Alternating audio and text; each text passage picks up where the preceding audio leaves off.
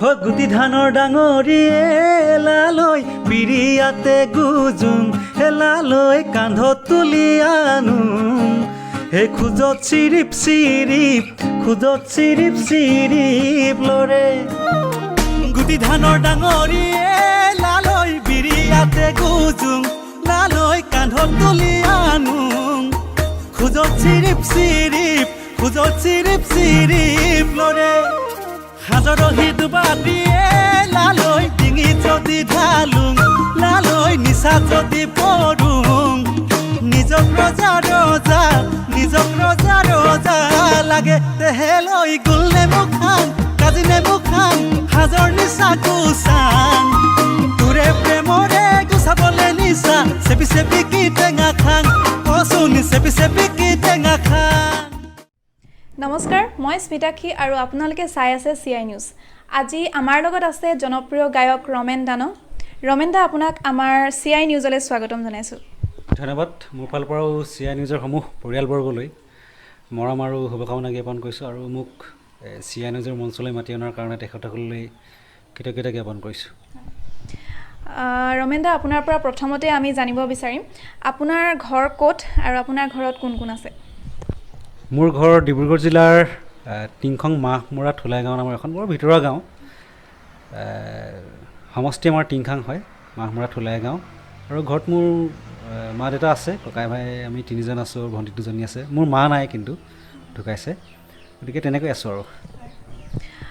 আপুনি শেহতীয়াকৈ টিপচাকি, বগীটিং, গুটিধান আদি গানৰ জৰিয়তে যথেষ্ট জনপ্ৰিয়তা লাভ কৰিছে। আপোনাৰ প্ৰথম কোনটো গীতৰ জৰিয়তে আপুনি এই সংগীতৰ জগতত ভৰি খোজ পেলালে?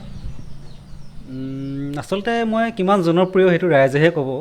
মই কাম কৰিবলৈ চেষ্টা কৰিছোঁ, সংগীত ভাল পাওঁ, গানটো ভাল পাওঁ অন্তৰৰ পৰা। সৰুৰে পৰা এই সংগীতৰ প্ৰতি অনুৰাগটো আছিল, গতিকে সেই অনুৰাগটোৱে সংগীতৰ মাজলৈ টানি আনিছিল।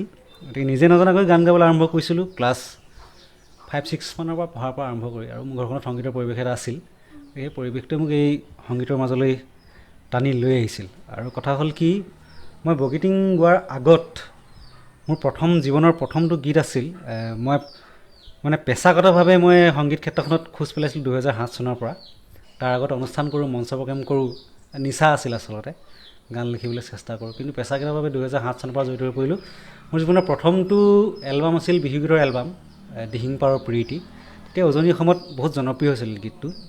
অসমৰ জনপ্ৰিয় সংগীত পৰিচালক বিপিন চাওদাং ককাইদেৱে পৰিচালনা কৰে আৰু ৰঞ্জিত গগৈ বৰবিহুৱা তেওঁলোকে পৰিচালনা কৰে। মোৰো সৌভাগ্য তেখেতসকলৰ পৰিচালনাত গীত এটা গাবলৈ পাইছিলোঁ, আৰু সেই গীতটোতে মই প্ৰথম গীত লিখিছিলোঁ আৰু গাইছিলোঁ। তেনেকৈ মোৰ পেছাগতভাৱে অসমৰ সংগীত জগতখনত সংগীতৰ খোজ আৰম্ভ হৈছিল। আপুনি এতিয়া শকুন্তলা, চেৰেক চেৰেক, তাৰপৰা লৰিয়লি মন, এনেকুৱা কেইবাটাও গীত লিখিছে, ইবাচি, কেইবাটাও গীত আপুনি নিজেই লিখিছে। আপুনি কোনটো এতিয়া বৰ্তমান আপুনি এজন জনপ্ৰিয় গায়কো হয়, গায়ক হিচাপে প্ৰত্যেকে চিনি পায়। নিজকে আপুনি গায়ক বা কণ্ঠশিল্পী বা সুৰকাৰ, গীতিকাৰ কি বুলি আপুনি পৰিচয় দি ভাল পায়? আচলতে মই এজন সংগীত কৰ্মী বুলিহে নিজক পৰিচয় দি ভাল পাম। গানৰ প্ৰতি ধাউতি থকা এজন ল'ৰা, আচলতে এজন কৰ্মী। আৰু কথা হ'ল কি, গীতিকাৰ বুলিও নিজক নকওঁ, এজন সুৰকাৰ বুলি নকওঁ। গীতিকাৰ হ'বলৈ বহুত দক্ষতা লাগে, যিটো বৰ্তমান মই পোৱা নাই বা মোৰ হোৱা নাই বুলি ভাবোঁ। মই সেইখিনি যোগ্যতা অৰ্জন কৰা নাই, লিখিবলৈ চেষ্টাহে কৰিছোঁ। আৰু গান গোৱাৰ ক্ষেত্ৰতো মোৰ বহুত শিকিবলগীয়া আছে, গাই আছোঁ। অসমৰ ৰাইজে দুয়োটা গীত ভাল পাইছে। মই CI নিউজৰ পৰা তেখেতসকললৈ, অসমবাসীলৈ মোৰ সৃষ্টিবিলাকক সমাদৰ কৰাৰ কাৰণে, মৰম কৰাৰ কাৰণে তেখেতসকলক ধন্যবাদ জ্ঞাপন কৰিছোঁ। আৰু নিজকে মই আচলতে এজন সংগীতকৰ্মী বুলি ক'বলৈ ভাল পাম। আপোনাৰ মতে আপোনাৰ কোনটো গীত আপোনাৰ জীৱনৰ টাৰ্ণিং পইণ্ট বুলি ভাবে, যিটোৰ পিছৰ পৰা ধৰি লওক আপুনি গায়ক হিচাপে জনপ্ৰিয় হ'বলৈ আৰম্ভ কৰিছে?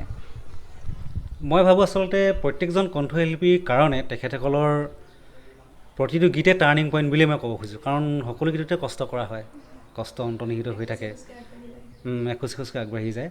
কিন্তু কথা হ'ল কি, তাতে ৰাইজ আচলতে কিছুমান গীতক বেছিকৈ মৰম কৰে, কিছুমান গীত ৰাইজৰ বুকুত বেছিকৈ সোমাই যায়। মোৰ জীৱনৰ বুলি ক'লে মোৰ বগীটিং শীৰ্ষক গীতটো মোৰ জীৱনৰ ৰাইজে ভাল পোৱা আটাইতকৈ বেছি ভাল পোৱা গীত বুলি মই কওঁ। আৰু কিন্তু মই যিবিলাক গীতৰ লগত জড়িত হৈ আছোঁ, বগীটিঙে হওক, টিপচাকি হওক, গুটিদান হওক, ৰংজুলি হওক, খৰিকাজাই হওক, মই নিজে যিবিলাক গীত গাইছোঁ আচলতে গাবলৈ চেষ্টা কৰিছোঁ, সেই প্ৰতিটো গীতেই মোৰ জীৱনৰ এটা টাৰ্ণিং পইণ্ট। মই প্ৰতিটো গীতৰ পৰা কিবা কিবি শিকিছোঁ, আচলতে মই শিকিহে আছোঁ। গতিকে প্ৰতিটো গীতেই শিকাৰ এটা অৱকাশ দিয়ে, শিকিবলৈ কিছুমান কথা পোৱা যায়, কাৰণ বেলেগ বেলেগ মানুহ কিছুমানৰ লগত কাম কৰাৰ সুযোগ পোৱা যায়। গতিকে মই ভাবোঁ মোৰ জীৱনৰ কাৰণে আটাইকেইটা গীতেই মই জড়িত থকা, লিখা হওক, গোৱা হওক, মোৰ জীৱনৰ কাৰণে টাৰ্ণিং পইণ্ট। কিন্তু ৰাইজে বেছিকৈ ভাল পোৱা বগীটিং শীৰ্ষক গীতটোৰ যোগেদি মই বেছিকৈ ৰাইজৰ মৰম পাইছিলোঁ। গতিকে সেই গীতটোক মই বিশেষভাৱে মোৰ অন্তৰত স্থান দিওঁ আচলতে। নিশ্চয়। এতিয়া এজন গায়কৰ লগত কথা পাতোঁতে যদি এটা গান নুশুনো তেতিয়াহ'লে নিশ্চয় উকা উকা লাগিব। এটা গান শুনাই দিয়ক আপোনাৰ।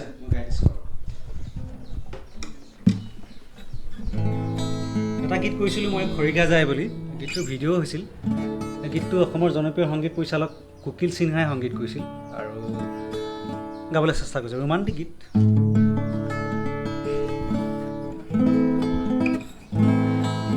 জিলিকা জিলিকা সৰু সৰু তৰা জ্বলে মন আকাশত, কাজল কাজল দুচকুৱে চোৱা যেতিয়াই, মুকুতা মুকুতা সৰি সৰি পৰা ওঠৰ হাঁহিয়ে মৰম মৰম অযুত মৰম দিয়া ছটিয়াই, জোন যেন মুখনি চাই হেঁপাহে নপলাই, মনৰে বাগিচাতে ফুলি উঠে খৰিকাজাই, জিলিকা জিলিকা সৰু সৰু তৰা জ্বলে মন আকাশত, কাজল কাজল দুচকুৱে চোৱা যেতিয়া। অকণমান গাই দিছোঁ। খুব সুন্দৰ লাগিলে, একেবাৰে মন চুই যোৱা এটা গীত হয়। এতিয়া আপুনি শেহতীয়াকৈ কি কামত ব্যস্ত হৈ আছে? বিহুৰ কাৰণে বিশেষ কিবা পৰিকল্পনা কৰিছে নেকি? শেহতীয়াকৈ যিহেতু আমি সংগীতৰ মানুহ, গানৰ লগতে জড়িত হৈ আছোঁ। এই নৱেম্বৰৰ মাজভাগতে মোৰ এটা নতুন গীত আহিব।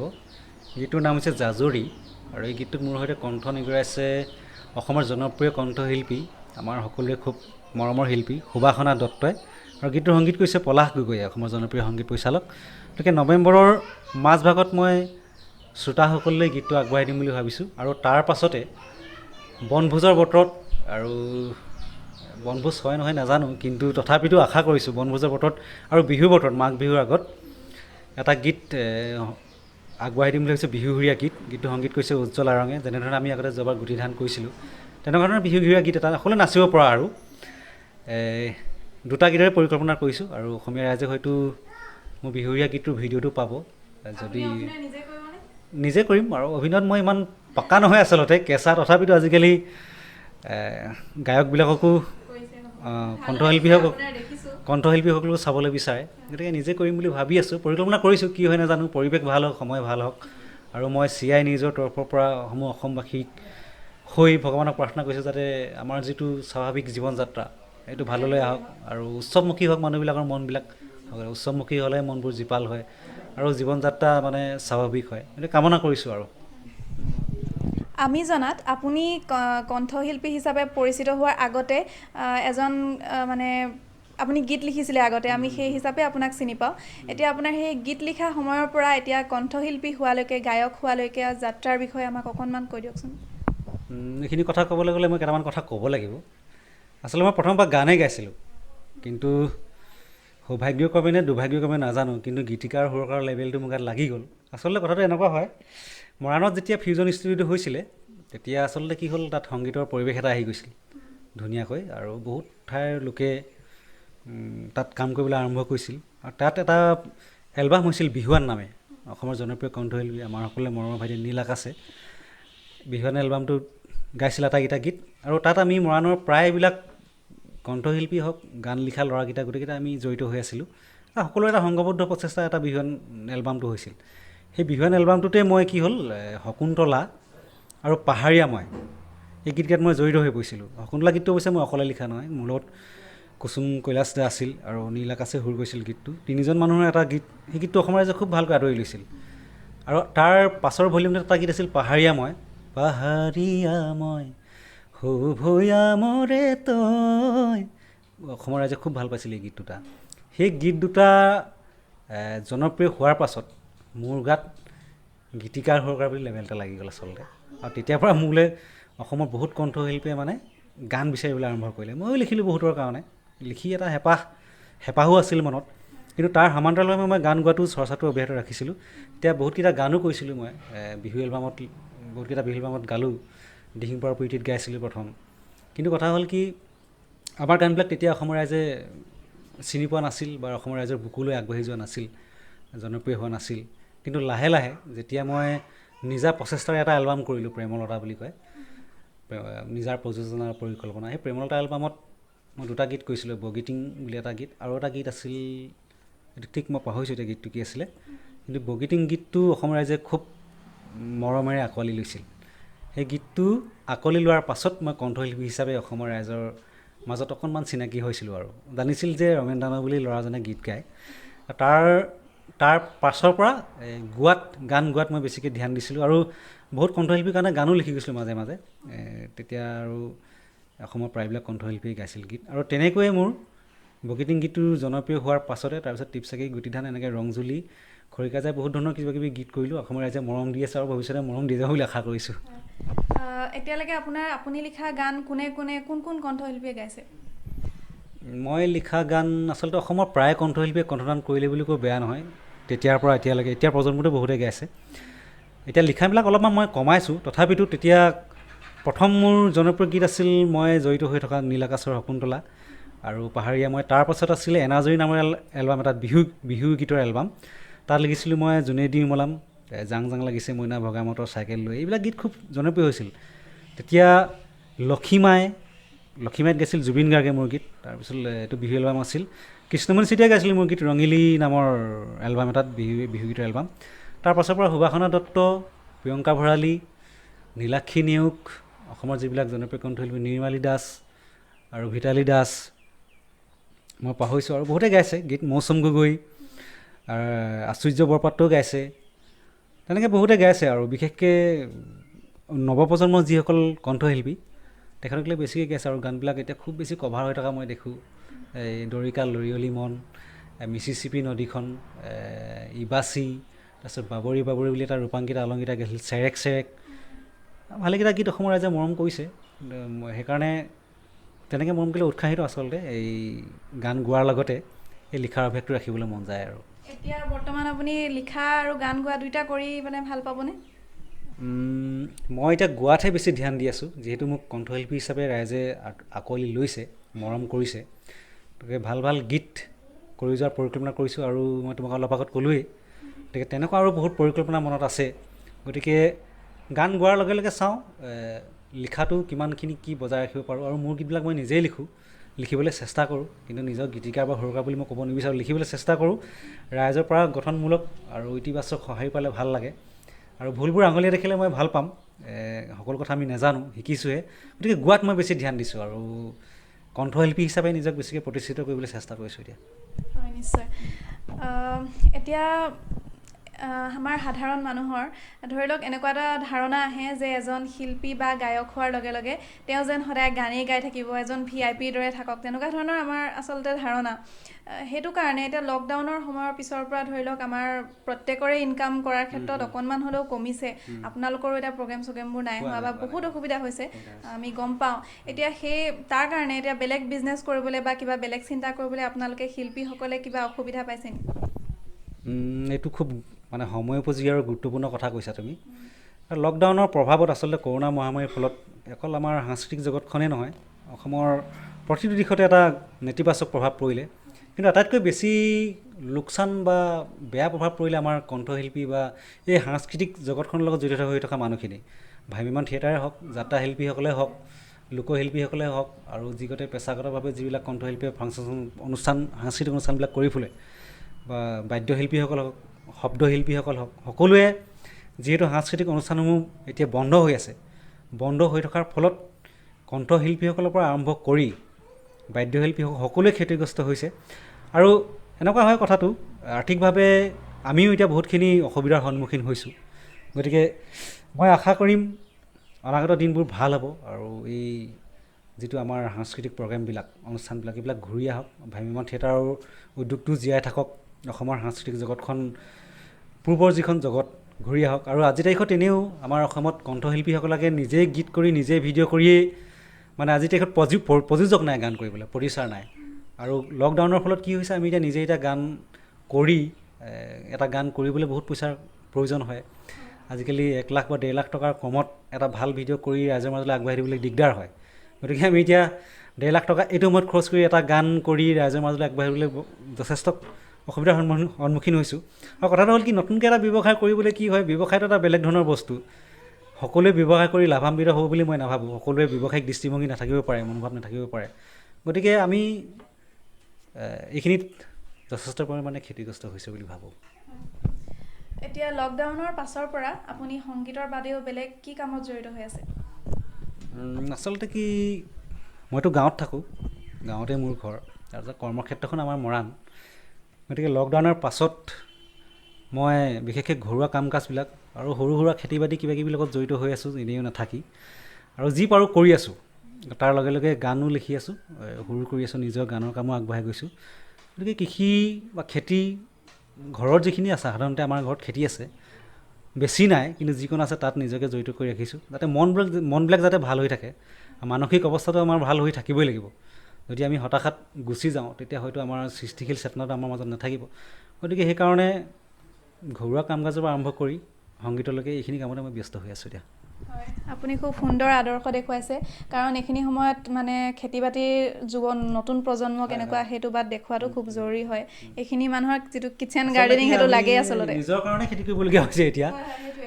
আচলতে ব্যৱসায়িক দৃষ্টিভংগীবিলাক থাকেই, তাৰ উপৰিও আমি ঘৰতে যদি আমাৰ কিছুমান বস্তু আমি কৰি ল'ব পাৰোঁ, গতিকে মই সেইটো ভাবোঁ। আৰু নিজৰ সকলোৱে ধৰিছোঁ, কাৰোবাৰ মাটি আছে, কোনোবাই খেতি কৰিছে, সেইখিনি নিজে লাগিলেও বহুতখিনি হয়, বহুত কিবা পইচা ৰাহি হৈ যায়, মানুহো লাগে আজিকালি কাম কৰিবলৈ। তেনেকৈ ব্যস্ত হৈ আছোঁ আৰু। ৰমেন দা, আপোনাৰ প্ৰায়বোৰ গানতে আমি শুনিবলৈ পাওঁ নিভাঁজ গাঁৱলীয়া এটা সুৰ, মানে চহা জীৱনৰ এটা সুৰ আমি শুনিবলৈ পাওঁ। প্ৰায়ভাগ কণ্ঠশিল্পীৰ ক্ষেত্ৰত আমি তেনেকুৱা শুনা নাই। আপোনাৰ এতিয়া তেনেকুৱা ধৰণৰ সৃষ্টিৰ আঁৰৰ ৰহস্যটো আমি জানিবলৈ পাৰিম নেকি? এইটো নোহোৱা নহয় কথাটো। মোৰ গানবিলাকত চহা জীৱনৰ কথা কিছুমান সোমাই থাকে, শব্দ কিছুমান সোমাই থাকে। আচলতে মই কি, সৰুৰ পৰা গাঁৱৰ পৰিৱেশতে ডাঙৰ হৈছোঁ দেই। গাঁৱতে মোৰ জন্ম। আৰু গাঁৱত থাকোঁতে যিবিলাক কথা আমি দেখি থাকোঁ, যিবিলাক সঁজুলি দেখোঁ, চহা জীৱনৰ লগত জড়িত থকা কিছুমান বস্তু দেখোঁ, সেই বস্তুবিলাক, সেই ছবিবিলাকে আচলতে মন মগজুত এটা ক্ৰিয়া কৰে, গতিকে প্ৰভাৱো পেলায়। গতিকে মোৰ কথাবিলাকত সেইকাৰণে গাঁৱৰ সহজ সৰল ছবিবোৰ তুলি ধৰিবলৈ চেষ্টা কৰোঁ। আৰু যিবিলাক আমাৰ এতিয়াৰ প্ৰজন্মৰ ল'ৰাবিলাকে কিছুমান বস্তু চিনিয়ে নাপায়, কিছুমান ফল মূলো চিনি নাপায় গাঁৱত থকা বুলিয়ে নহয়, আগৰ যিবিলাক ধৰিছোঁ মোৰ গানতে ফপলা জামুৰ কথা আছিল, বনপিঠাৰ কথা আছিল। এতিয়া বনপিঠা পাবলৈও নাই। ফপলা জামু আমি আচলতে সেইবিলাক বস্তুৰ লগতে ধেমালি কৰিছিলোঁ, আগতে খাইছিলোঁ গছত উঠি। এই কিছুমান বস্তু চিনি নাপায় আচলতে। মই ভাবিছোঁ কি, এইবিলাক বস্তুৰ নাম, তেনেকুৱা সঁজুলিৰ নাম, খোৱা বস্তুৰ নাম যদি আমি গানৰ মাজেদি লৈ আহিব পাৰোঁ, তেতিয়া উঠি অহা চামে, নতুন ল'ৰা ছোৱালীবিলাকে এই কথাবিলাক জানিব আৰু নিজৰ অভিভাৱক বা অভিভাৱিকাসকলক প্ৰশ্ন কৰিব, বগীটিংনো কি, বা টিপচাকিনো কি, ফপলা জামু কি, বনপিঠা কি, গুটি ধান কি, বা এনেকুৱা ধৰণৰ বহুত কথা থাকে। গতিকে এটা সামান্য প্ৰচেষ্টা আৰু। গতিকে গাঁৱৰ সেই পৰিৱেশটোৱে, মই গাঁৱত লাভ কৰা পৰিৱেশটোৱে মোৰ মন মগজুত ক্ৰিয়া কৰাৰ কাৰণে সেই ছবিবিলাক মোৰ মানে অন্তৰাত্মাত সোমাই গৈছিল। গতিকে সেই কথাবিলাককে আজিৰ তাৰিখত গান কৰি ৰাইজৰ মাজলৈ আগবাঢ়িবলৈ চেষ্টা কৰিছোঁ। আৰু ভাল লাগিছে, মৰমো কৰিছে। এনেধৰণে মৰম কৰি থাকিব বুলি আশা কৰিছোঁ আৰু। নিশ্চয়। এতিয়া তেনেকুৱা ধৰণৰে সংগতি থকা, গাঁৱলীয়া জীৱনৰ লগত সংগতি থকা এটা গান আমাক শুনাই দিয়ক। ঠিক আছে। মই যোৱাবাৰ এটা গীত কৰিছিলোঁ, গুটি ধান বুলি। আচলতে এইটো সম্পূৰ্ণ গাঁৱলীয়া বিহুসুৰীয়া এটা গীত আছিল। এই গীতটো সংগীত কৰিছিল উজ্জ্বল আৰঙে, গতিকে তাকে গাবলৈ চেষ্টা কৰিছোঁ। গুটি ধানৰ ডাঙৰিয়ে এলালৈ বিৰিয়াতে গুজুং, এলালৈ কান্ধত তুলি আনোং, হে খোজত চিৰিপ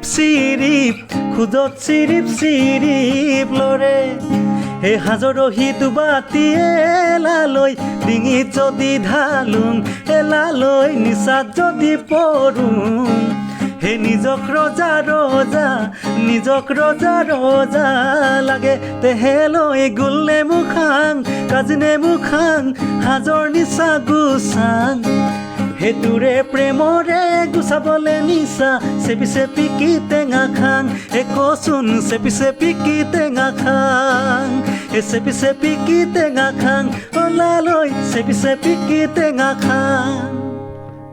ধন্যবাদ, বঢ়িয়া লাগিলে। এতিয়া আমি দেখিবলৈ পাইছোঁ যে ধৰি লওক আমাৰ সুন্দৰ সুন্দৰ যিবোৰ গীত আপোনালোকৰ সেই গীতবোৰ বহুতে কাভাৰ ছং বনাবলৈ আৰম্ভ কৰিছে।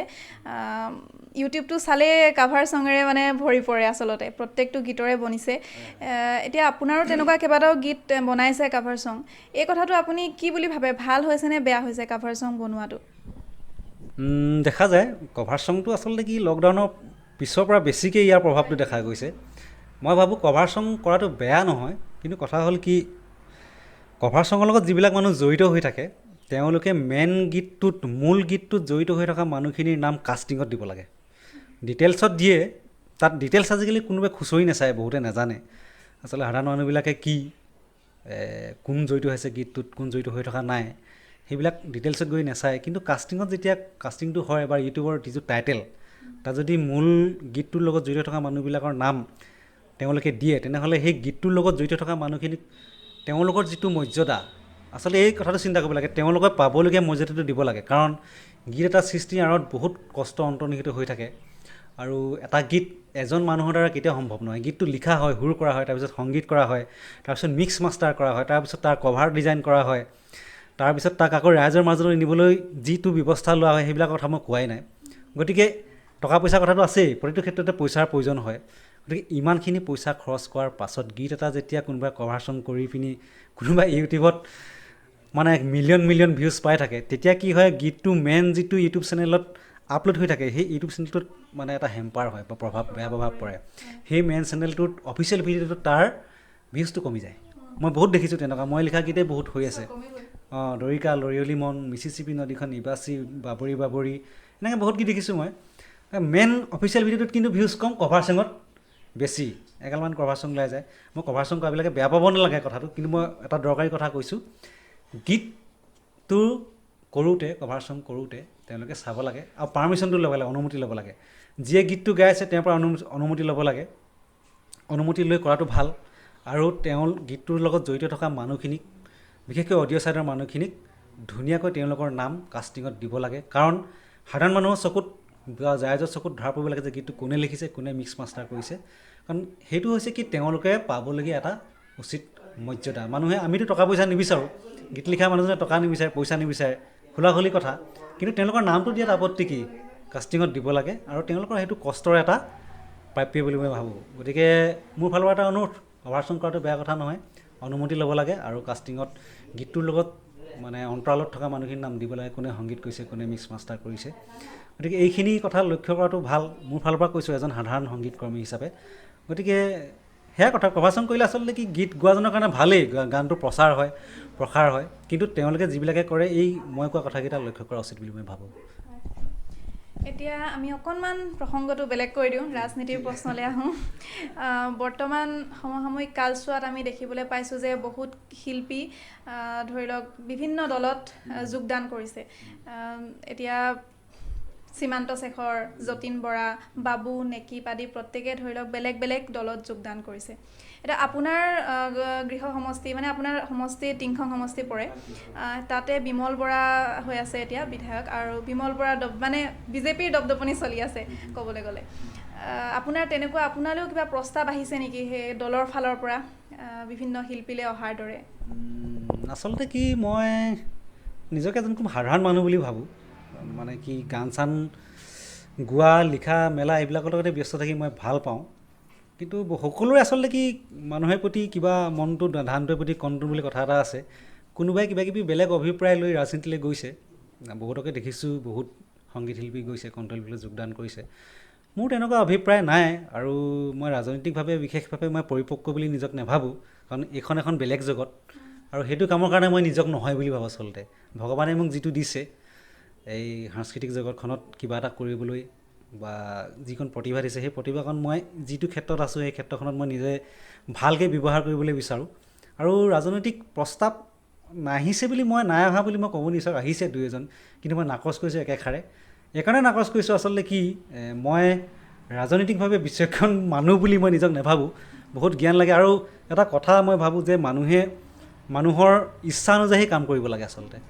মোৰ ইচ্ছাটো আছে কি মোৰ হেঁপাহ আকোট সংগীতত, যি জানো যি নাজানো মোৰ যিকণ মানে সীমিত জ্ঞান আছে, সেই জ্ঞান কাৰণে সংগীতৰ সম্পৰ্কে মোৰ যিকণ জ্ঞান আছে সেই জ্ঞান কাৰণে মই সংগীতৰ ক্ষেত্ৰখনত কাম কৰিব বিচাৰোঁ, অসমীয়া ৰাইজক এটা ভাল গীত উপহাৰ দিব বিচাৰিছোঁ। আৰু ৰাজনৈতিক বিষয়টো সম্পূৰ্ণ সুকীয়া, গতিকে ৰাজনৈতিক প্ৰস্তাৱবিলাক যদিও আহিছে মই একেষাৰে না কৰিছোঁ, গতিকে সেইখন জগতৰ মানুহ মই নহয় বুলি ভাবোঁ আচলতে। আমিও বিচাৰিম আপুনি নিজৰ 100% মানে এই গানতে দিয়ক, তেতিয়া শিল্পী হিচাপে ন আমাৰো ভাল লাগিব।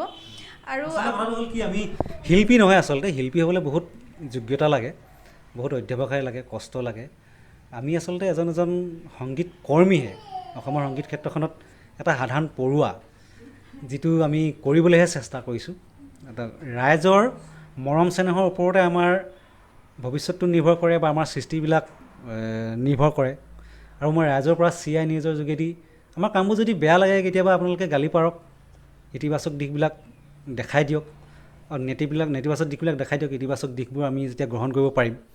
গতিকে সমালোচনাটো লাগিবই, গঠনমূলক হ'ব লাগে, আৰু সকলোৰে পৰা মৰম বিচাৰিম। ভুল হ'লেও আঙুলিয়াই দিলেই হৈ গ'ল। কথাটো হ'ল কি কাম কৰাৰ যিটো আমাৰ পৰিৱেশ, মই এটা কথাই ভাবোঁ, ৰাজনীতি বা সংস্কৃতি এইবিলাক বস্তু থাকিবই সমাজ জীৱনত। কথা হ'ল কি প্ৰতিখন ক্ষেত্ৰতে যাতে প্ৰতিখন ক্ষেত্ৰৰ মানুহে সুচাৰুৰূপে কাম কাজবিলাক কৰি যাব পাৰে, সেই পৰিৱেশবিলাক লাহে লাহে আহক বুলি মই ভাবিছোঁ। কথাটো সেইটোৱে, তাৰমানে আমি এতিয়া লকডাউনৰ পাছৰ পৰা আমাৰ সাংস্কৃতিক জগতখনত বহুত বেয়াকৈ প্ৰভাৱ পৰিছে। সাংস্কৃতিক অনুষ্ঠান নাই, গান এটা কৰিবলৈ মই চিন্তা হয় পইচা খৰচ কৰিবলৈ। বহুত কণ্ঠশিল্পীয়ে বহাগ মাহটোলৈ আশা কৰি থাকে যে অনুষ্ঠান হ'ব, তাতে দুটকা পইচা পাম, গান কৰিম, অসমীয়া ৰাইজক উপহাৰ দিম, আৰু বহুত পৰিয়াল চলি থাকে। এইটো নহয় যে গান কৰি পইচা ঘটি কোনোবাই খুব চহকী হ'ব। দেখিছোঁ কণ্ঠশিল্পীবিলাক কিমান চহকী, চকু আগতে দেখি আছোঁ। যিবিলাক প্ৰতিষ্ঠিত শিল্পী, আমাৰ জুবিন দাহঁতৰ নিচিনা মানুহবিলাক, তেওঁলোকৰ নিজস্ব প্ৰতিভা আছে, যোগ্যতা আছে, তেখেতলোক বহুত আগবাঢ়ি গৈছে। কিন্তু যিবিলাকে কেৱল অনুষ্ঠান কৰিয়েই বা এখন প্ৰগ্ৰেমত বজায়, ঢোলটো বজায়, গীটাৰখন বজাই চলি আছে, তেওঁলোকৰ কাৰণে বহুত দিগদাৰ হৈছে। গতিকে এই পৰিৱেশটো ঘূৰি আহক বুলি মই ভাবোঁ, আৰু যেনেকৈ আগতে আছিল সেই পৰিৱেশটো লাগে, আৰু কাম কৰাৰ পৰিৱেশটো থাকিলেহে আচলতে কি প্ৰতিখন ক্ষেত্ৰ জীপাল হৈ থাকিব। আৰু বৰ্তমান যিটো মূল্য বৃদ্ধি হৈছে সেই সম্পৰ্কে আপুনি কিবা ক'ব নি? মানুহৰতো সাধাৰণ বজাৰলৈ গৈ পেলাই জ্বলা কলা খাইছে মানুহে, যিটো দাম বাঢ়িছে। এইটো ক'বই লাগিব। আচলতে আমাৰ যিখন বৰ্তমানৰ চৰকাৰখনে এই দিশটোত বিশেষভাৱে গুৰুত্ব দিবলগীয়া কথা বুলি মই ভাবোঁ। এতিয়া তেলৰ পৰা আৰম্ভ কৰি পিঁয়াজ, আলু, সাধাৰণ মানুহখিনিৰ কাৰণে দিগদাৰ হৈ গৈছে, ইমান দাম। গতিকে কথা হ'ল কি মানুহৰ যিখিনি দৈনন্দিন জীৱনত ব্যৱহাৰ হোৱা বস্তু, এই ব্যৱহাৰ হোৱা বস্তুখিনিৰ দামে যদি বেছি আকাশলংঘী হয়, মানুহ জীয়াই থাকিব কেনেকৈ? এনেকুৱা পৰিৱেশ হৈ যাব কেতিয়াবা ভাত আৰু আলুৱে খাই শুই থাকিব লাগিব, বা দাইলে খাই শুই থাকিব লাগিব। কিন্তু দাইল আলু এতিয়া ইমান দাম, তাৰো দাম। এই বস্তুটো নিয়ন্ত্ৰণ কৰাৰ প্ৰয়োজন আছে বুলি মই ভাবোঁ, মই সাধাৰণ নাগৰিক হিচাপে, কাৰণ আমিও সেইটো কষ্ট ভোগ কৰি আছোঁ। গতিকে চৰকাৰখনলৈ CI নিউজৰ পৰা মোৰ এটা পোনপটীয়া অনুৰোধ, গতিকে মূল্য বৃদ্ধিটোৰ ওপৰত তেওঁলোকে নিয়ন্ত্ৰণ কৰক। এজন সাধাৰণ নাগৰিক সমূহ ৰাইজৰ হৈ মই কৈছোঁ ব্যৱস্থা ল'লে ভাল হ'ব। কাৰণ সকলোৱেতো চাকৰি নকৰে, সকলোৱে কিছুমানেতো দৈনিক হাজিৰা কৰি খায়, তেনেকুৱা মানুহবিলাকে চলিব কেনেকৈ? গতিকে মূল্যবৃদ্ধি বুলি কোৱা বস্তুটোৱে সকলো স্তৰৰ মানুহকে প্ৰভাৱ পেলায়। গতিকে এইটো মূল্যবৃদ্ধিটো নিয়ন্ত্ৰণ কৰিব লাগে বুলি মই ভাবোঁ। নিশ্চয়। আপুনি আজি ইমান ব্যস্ততাৰ মাজত আহি আমাক ইমানখিনি সময় দিলে, তাৰ কাৰণে আপোনাক বহুত বহুত ধন্যবাদ জনাইছোঁ। আপোনাৰ ভৱিষ্যত জীৱন উজ্জ্বল হওক, সংগীত জীৱনত আৰু বেছি সফলতা লাভ কৰক, আৰু সুন্দৰ সুন্দৰ গীতবোৰ আমাক উপহাৰ দি যাওক, তাকে কামনা কৰিছোঁ। মোৰ ফালৰ পৰাও CI নিউজৰ সমূহ কৰ্মকৰ্তাক অন্তৰৰ মৰম আৰু শুভকামনা জ্ঞাপন কৰিছোঁ, মোক এখন মঞ্চলৈ মাতি অনাৰ কাৰণে। আৰু CI নিউজ আগবাঢ়ি যাওক, তাকে কামনা কৰিছোঁ। আৰু ভৱিষ্যত দিনত ভাল ভাল কাম কৰক, অসমীয়া ভাল ইতিবাচক আৰু গঠনমূলক বা বাতৰিয়ে ৰাইজৰ আস্থাভাজন হওক, তাকে কামনা কৰিছোঁ। আজিৰ অনুষ্ঠানটো আমি ইমানতে সামৰিব লাগিব। একেবাৰে শেষত আপোনাৰ পৰা এটা সুন্দৰ গীত শুনিব বিচাৰিছোঁ। ঠিক আছে। মোৰ জীৱনৰ যিটো প্ৰথম জনপ্ৰিয় গীত বগীটিং, তাকে অলপমান গাই দিছোঁ। এই গীতটো সংগীত কৰিছিল মোৰ খুব মৰমৰ ভাইটি, অসমৰ জনপ্ৰিয় কণ্ঠশিল্পী আৰু সি ভাল সংগীত পৰিচালক তৰুণ তন্ময়। আৰু গীতটো লিখিছিলোঁ মই আৰু ৰিদীপ ৰংগীত মোৰ বন্ধু, গতিকে গাবলৈ চেষ্টা কৰিছোঁ। বগীটিং বান্ধিলোঁ বান্ধৈ লাহনি আনিলোঁ পুখুৰী সিঁচিলোঁ জেঠৰ পহিলাত লাহিশালি ধানৰ কঠীয়া সিঁচিলোঁ বিয়া পাতিম বুলি বান্ধৈ ছোৱালী চাইছিলোঁ সেইজনী আকৌ এটা ল'ৰাৰ মাক আগে নাজানিলোঁ ধেতেৰি কিনো দিন পৰিল কিনো দিন আহিল জানো আজিকালি ছোৱালী নে ঐ বোৱাৰী নে ঐ চিনিব নোৱাৰি চিনিব নোৱাৰি ছোৱালী নে ঐ বোৱাৰী নে ঐ চিনিব নোৱাৰি চিনিব নোৱাৰি। ধন্যবাদ।